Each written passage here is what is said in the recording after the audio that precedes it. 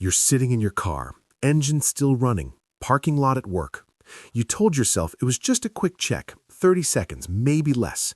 But now you're staring at your bank balance and you need a moment before you walk in. The number is fine, it's always fine, it's just never fine enough. And the frustrating part? You can't explain why. You have a good job, a real salary, you got a raise last year, you're not blowing money on stupid stuff, and yet, every month, it still feels like you're running in place. Here's what nobody tells you. This feeling has a mathematical cause, and more importantly, a mathematical cure. Today, I'm going to show you the exact number that separates people who work forever from people whose money goes to work for them. Stay with me because the math is about to change how you see every paycheck you've ever earned. Same office, same job title, same $63,000 starting salary. You and your coworkers sat through the same Tuesday all-hands meeting where the VP said alignment 11 times and nobody wrote anything down. Year 2, you both got a $5,000 raise. You did what any reasonable person does, upgraded the apartment, the one with the courtyard, traded in the beat-up 2014 Corolla with the peeling door handle, added a few streaming services. Life got measurably better. You earned it. She kept the old apartment, kept the Corolla, kept packing the same lunch in the same blue container. But she opened her brokerage app and made one quiet, aggressive decision. She would live on her 2014 salary and invest every single dollar of every raise for the next decade.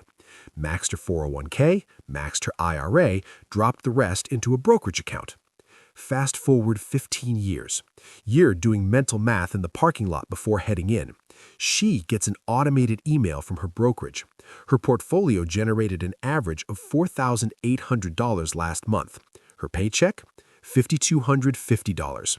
Same starting line, same raises. One of you is being paid by your employer. The other is being paid by her past decisions. The 4% rule, the number nobody shows you. There's actually a specific, back-tested, historically validated number that defines this moment. It comes from something called the 4% rule. Financial researcher William Bengen analyzed every 30-year market period going back to the 1920s, including the Great Depression, the 1970s stagflation crisis, and the dot-com collapse. His conclusion, if you withdraw just 4% of your portfolio per year, you have an overwhelming historical probability of never running out of money, even in the worst markets of the last century. The math is simple. Want investments to replace a $60K salary? You need $1.5 million. Replace $80K? You need $2 million. Replace $100K? You need $2.5 million. That's your target. That's the finish line. And now, let me show you exactly how the road there works, because the engine that drives it is something most people wildly underestimate. Compound interest, the slow explosion. Charlie Munger once said, "The first $100,000 is a bitch." He wasn't being dramatic, he was describing a mathematical reality. At $5,000 invested at 7% annual returns, you generate $350. $350. You'd recover that by canceling 2 subscriptions and making coffee at home. It feels completely pointless because at that scale, it basically is. At $50,000, $3,500 a year. Better, but still feels like a rounding error. At $100,000, $7,000 a year without a single new contribution. At $300,000, $21,000 annually. Your portfolio now earns more than many entry-level salaries. At $500,000, $35,000 a year, generated entirely while you sleep, sit in traffic, or watch TV. At $1 million, $70,000 a year. Your portfolio is officially employed. Here's what 30 years of $1,000 per month actually looks like. You contributed $360,000. Your ending balance? Roughly $1.2 million. The market generated $860,000. Money you never negotiated for, never sat in a performance review to earn, never set an alarm for. It just accumulated while you were living your life. And the wildest part? In just the final 10 years of that 30-year window, your portfolio grows by approximately $680,000. You contributed $120,000 in that decade. The market generated $560,000. Your money is producing wealth nearly 5 times faster than you're saving it. This is why starting early isn't advice, it's arithmetic. Let's get brutally honest about why most people never get there. You're 34, making $78,000, solidly above median. You contribute 6% to your 401k because your company matches 3%, and you're not leaving free money on the table. Here's where the money actually goes each month. Rent, $1,650. Car payment, $524. Insurance, $180. Student loans, $320, phone, $95, subscriptions you counted once and felt mildly horrified by, $127, groceries, $450, gas, $160, health insurance, $220, gym, $45, utilities, $140.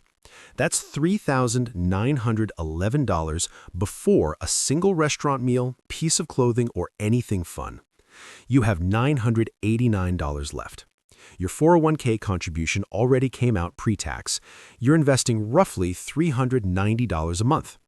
At $390 a month at 7% returns, you reach the point where your portfolio replaces your $78,000 salary in approximately 43 years. You'll be 77.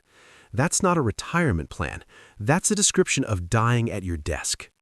Here is the single variable that determines everything: your savings rate.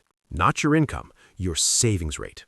Save 10%, financial independence in roughly 51 years, longer than most working careers. Save 25%, about 32 years. Save 50%, 17 years. Start at 28, cross the finish line before 50. Save 75%, 7 years. Now here's the one that should genuinely shake you. A teacher saving 50% of a $55,000 salary reaches financial independence in roughly 17 years. A cardiovascular surgeon saving 10% of a $400,000 salary needs over 50 years. The surgeon earns almost 8 times more money and still loses, because the savings rate does 2 things simultaneously. It grows your portfolio faster, and it lowers the amount you need to be free. The teacher's target is $687,500. The surgeon's is $9 million. The people we've collectively decided can't afford classroom supplies are quietly out-investing people who drive Teslas to work. And it's not about income, it's about the gap between earning and spending. Nobody wakes up and decides to be financially reckless. Lifestyle inflation is quiet, it migrates. You get the raise. The lease was up anyway, so you get the nicer apartment. The car payments were almost the same, and the new one has backup cameras. You start saying yes to restaurants you used to skip, not because you're splurging, but because you can actually afford it now. Each individual decision is completely reasonable. Together, they've built a lifestyle that requires your entire salary just to function. The raise didn't make you richer, it just made your floor higher. Research shows the average American has 12 paid subscriptions, but thinks they have 9. They underestimate their own subscription spending by 27%, and that's just the most trackable category. There are exactly 3 levers that move the timeline. Here they are. Lever 1, start now. $500 a month invested at 25 grows to roughly $1.3 million by 65. Start at 35 instead, same contributions, and you end up with about $610,000. A single decade of delay costs you $700,000, despite only $60,000 less contributed. The math on timing is almost violently unforgiving. Lever 2, raise your savings rate. Not 5%, not 8%. Those are better than nothing, but they don't change your life. The honest target for crossing the point before traditional retirement age is 20 to 30% or more. That starts with a brutal audit of where the last few raises actually went.